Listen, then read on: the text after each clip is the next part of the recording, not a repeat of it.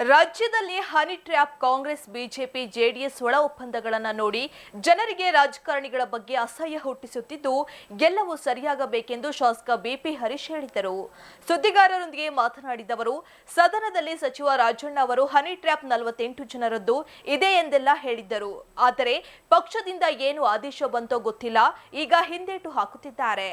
ರಾಜಣ್ಣ ನೇರ ನುಡಿ ಹೋರಾಟಗಾರರಿದ್ದು ಅವರ ಮೇಲೆ ಅದೆಷ್ಟು ಒತ್ತಡ ಹಾಕಿರಬಹುದೆಂಬ ಅನುಮಾನ ಬರ್ತಾ ಇದೆ ಎಂದರು. ಡಿಕೆ ಶಿವಕುಮಾರ್ ಪಕ್ಷದ ಒಳ ಒಡೆತದಿಂದ ತತ್ತರಿಸಿ ಹೋಗಿದ್ದು, ನಾನು ಏನು ಮಾತನಾಡುತ್ತಿದ್ದೇನೆ, ಏನು ಮಾಡ್ತಾ ಇದ್ದೀನಿ ಎಂದು ಅವರಿಗೆ ಗೊತ್ತಿಲ್ಲ ಎಂದ ಅವರು, ರಾಜ್ಯ ಸರ್ಕಾರ ಅಲ್ಪಸಂಖ್ಯಾತರನ್ನ ಓಲೈಕೆ ರಾಜಕಾರಣ ಮಾಡುತ್ತಿದ್ದು ಇದನ್ನ ಖಂಡಿಸುತ್ತೇವೆ ಎಂದರು. ಈಗ ಸದನದಲ್ಲಿ ರಾಜಣ್ಣವರು ಹೇಳಿದರು 48 ಜನದ್ದಿದೆ, ಅದರಲ್ಲಿ ನ್ಯಾಯಾಧೀಶರದ್ದಿದೆ ಎಲ್ಲ ಹೇಳಿದ್ರು. ಆದರೆ ಅವರ ಪಕ್ಷದ ಸೂಚನೆ ಏನು ಬಂತೋ ಗೊತ್ತಿಲ್ಲ. ಆದರೆ ಯಾಕೋ ಸ್ವಲ್ಪ ಹಿಂದೇಟಾಗ್ತಾ ಇದ್ದಾರೆ ಅಂತ ನಮಗನ್ನಿಸ್ತಾ ಇದೆ.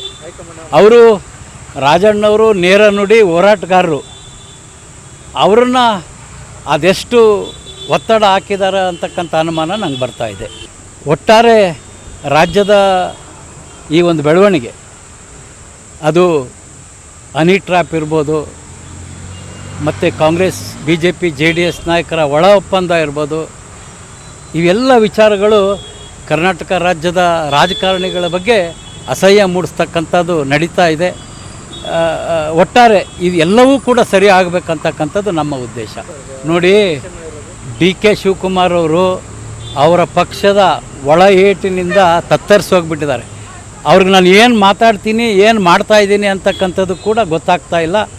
ಇವತ್ತು ಸಂವಿಧಾನದ ವಿಚಾರವಾಗಿ ಅವರು ಮಾತಾಡ್ತಾರೆ ಅಂದರೆ, ಇವತ್ತು ಅಲ್ಪಸಂಖ್ಯಾತರನ್ನು ಯಾವ ರೀತಿ ಅವರು ಓಲೈಕೆ ರಾಜಕೀಯ ಮಾಡ್ತಾ ಇದ್ದಾರೆ ಅವ್ರಿಗೆ ಅನಿಸ್ಬಿಟ್ಟಿದೆ.